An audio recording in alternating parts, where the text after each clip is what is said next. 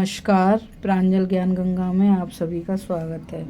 हम संक्षिप्त महाभारत का पाठ कर रहे हैं, जिसमें कि उद्योग पर्व चल रहा है। अब तक हम विदुर नीति पढ़ रहे थे। विदुर नीति में 8 अध्याय थे।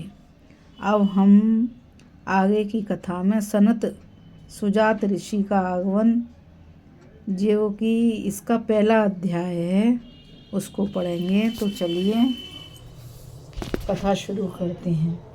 धृतराष्ट्र बोले, विदुर, यदि तुम्हारी वाणी से कुछ और कहना शेष रह गया हो तो कहो, मुझे उसे सुनने की बड़ी इच्छा है, क्योंकि तुम्हारे कहने का ढंग बड़ा अनूठा है।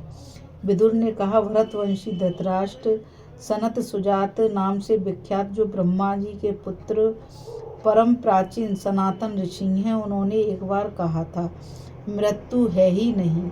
महाराज, वे समस्त बुद्धिमानों में श्रेष्ठ हैं। वे ही आपके हृदय में स्थित व्यक्त और अव्यक्त सभी प्रकार के प्रश्नों का उत्तर देंगे।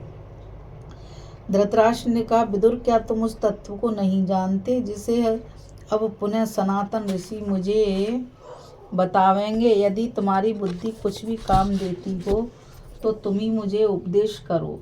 विदुर जी बोले, राजन, मेरा जन्म शूद्रा स्त्री के गर्भ से हुआ है, अतः इसके अतिरिक्त और कोई उपदेश देने का मेरा कोई अधिकार नहीं है। किंतु कुमार सनत सुजात की बुद्धि सनातन ब्रह्म को विषय करने वाली है। मैं उसे जानता हूँ। ब्राह्मण योनि में जिसका जन्म हुआ है, वह यदि गोपनीय तत्व का भी प्रतिपादन कर दें तो भी देवताओं की निंदा का पात्र नहीं बनता। यही कारण है कि मैं स्वयं उपदेश न करके आपको सनत सुजात का नाम बतलाता हूँ।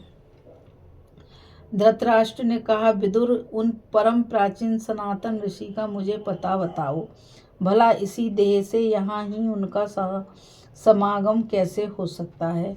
वैशंपायन जी कहते हैं, राजन, तदंतर विदुर जी ने उत्तम व्रत वाले उन सनातन ऋषि का स्मरण किया।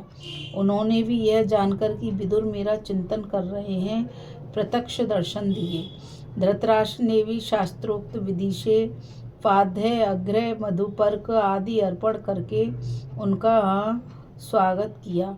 इसके बाद जब वे सुख पूर्वक बैठकर विश्राम करने लगे तो विदुर जी ने उनसे कहा, भगवान, धृतराष्ट्र के हृदय में कुछ संशय खड़ा हुआ है, जिसका समाधान मेरे द्वारा कराना उचित नहीं है। आप ही इस विषय का निरूपण करने के योग्य हैं, जिसे सुनकर ये नरेश सब दुखों से पार हो जाएं और लाभ, हानि, प्रिय अप्रिय, जरा, मृत्यु, भय, अमरस, भूख, प्यास, मद, ऐश्वर्य, चिंता, आलस्य, काम, क्रोध तथा उन्नति, अवनति, ये द्वंद्व इन्हें कष्ट न पहुंचा सके।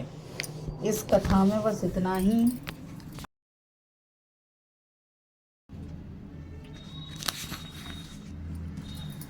सनत सुजात ऋषि के आगमन की कथा को पढ़ रहे थे। अब हम आगे सनत सुजात जी के द्वारा धृतराष्ट्र के प्रश्नों का उत्तर की कथा को पढ़ेंगे, जो कि दूसरा अध्याय है। तो अब इस कथा को यहीं विश्राम देते हैं।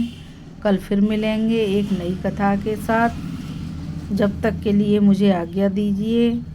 राधे राधे, जय श्री कृष्णा, नमस्कार। और मैं आप सभी से यही कहना चाहूँगी कि इस चैनल को ज़्यादा से ज़्यादा लाइक, शेयर और सब्सक्राइब कीजिए, ताकि ये अमूल्य ज्ञान अधिक से अधिक लोगों तक पहुँच सके।